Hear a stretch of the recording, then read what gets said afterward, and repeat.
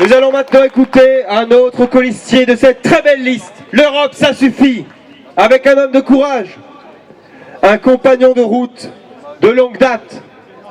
Il est un homme qui vient de l'Est, de Moselle en particulier, de la commune de Forbach. Il s'agit d'un homme courageux, ancien conseiller régional de la région Grand Est, membre du comité exécutif des Patriotes et résistant de la première heure. Mesdames et messieurs, un tonnerre d'applaudissements pour l'excellent Éric Villain. C'était extraordinaire, extraordinaire. Le plus vilain des deux.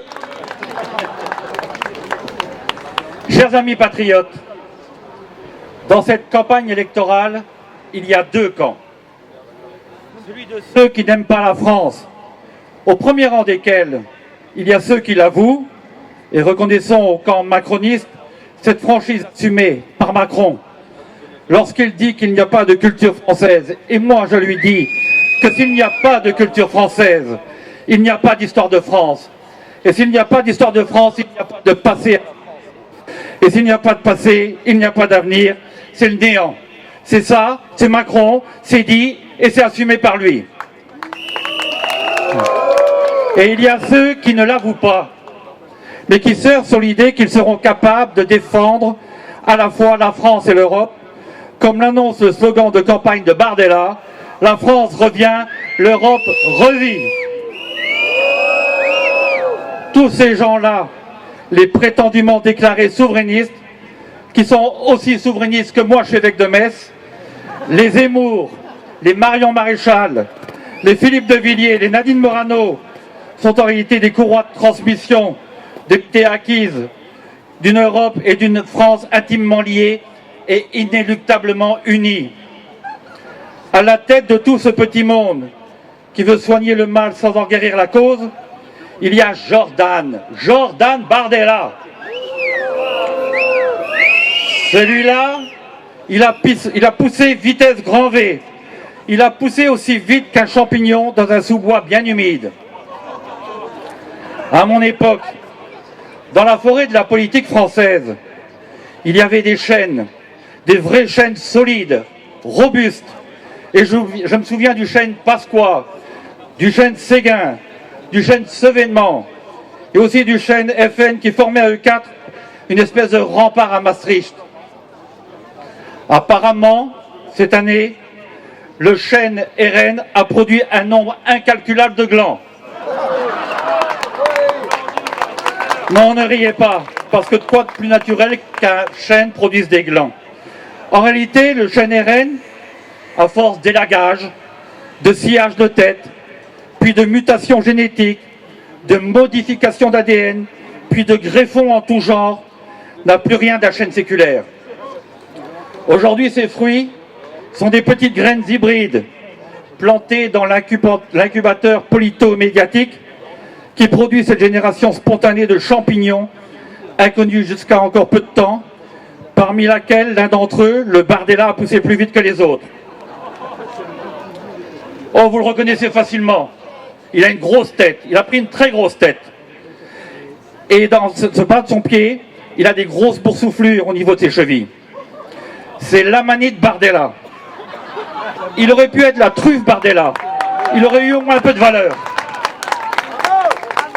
Attention, attention à vous, ce champignon est à la fois attirant et hallucinogène. Si vous en mangez, et si vous buvez ces paroles, votre capacité de discernement va peu à peu se réduire jusqu'à disparaître. Vous allez vous sentir bien, puis très bien, et vous n'entendrez plus que le son de sa voix. Et chaque fois que vous allumerez la télé, vous ne verrez plus que lui. Tout doucement, vous allez être victime de troubles, comme par exemple le trouble de la vision. Vous croirez voir des doubles frontières nationales et européennes dans l'espace de Schengen.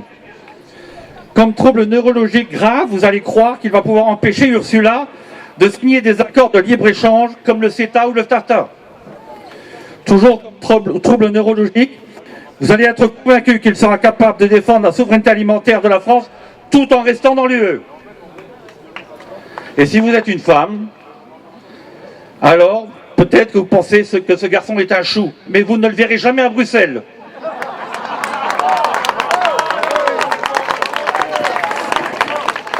Vous irez même jusqu'à le croire quand il pourra défendre la France, le pouvoir d'achat des Français, alors que tous ces petits copains champignons, vous savez, les champignons de Paris à l'Assemblée nationale, ils votent en faveur du soutien financier à l'Ukraine. Le seul espoir qu'il nous reste, il est dans l'autre camp, celui de ceux qui aiment la France, le nôtre. Et aujourd'hui, cela souffre tant le combat est inégal. Et là, la France le sait. Elle voit le regard vide de ses enfants qui n'ont plus aucun espoir et qui sont en danger. Et elle entend tous ces bonimenteurs, ces saltimbanques de la politique qui lui veulent tant de mal. Elle compte sur nous, sur vous tous, pour déclencher un sursaut patriote. Et je vous le dis, ce sursaut arrivera. J'en suis intimement convaincu et j'en prends l'histoire pour preuve. En mai 1944, la place Stanislas de Nancy était noire de monde pour acclamer le chef du gouvernement de la France occupée en chantant Maréchal, nous voilà.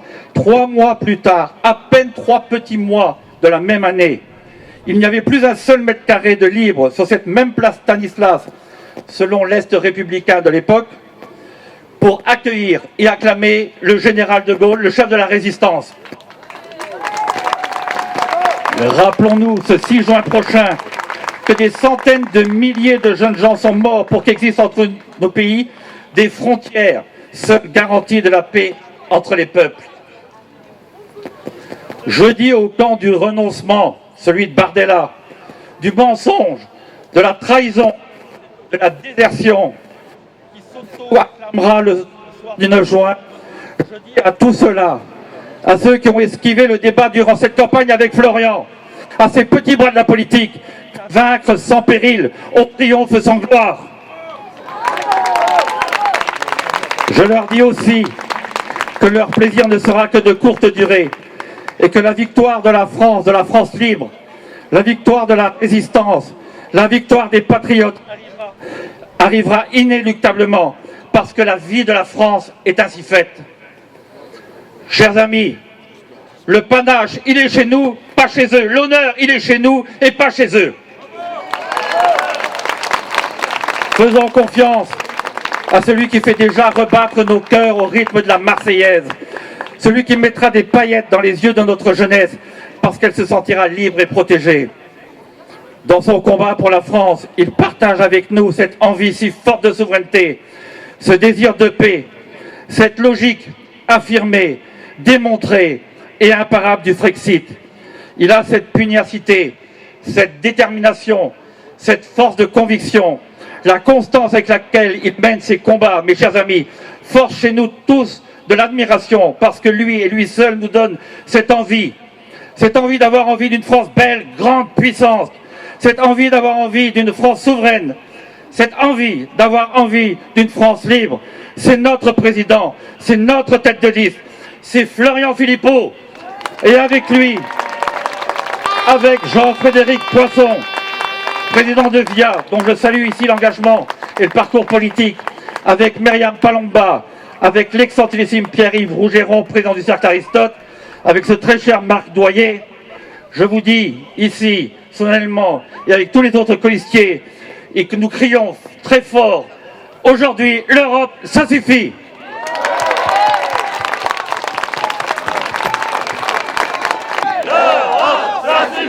L'Europe, ça suffit! L'Europe, ça suffit! L'Europe, ça suffit! L'Europe, ça suffit!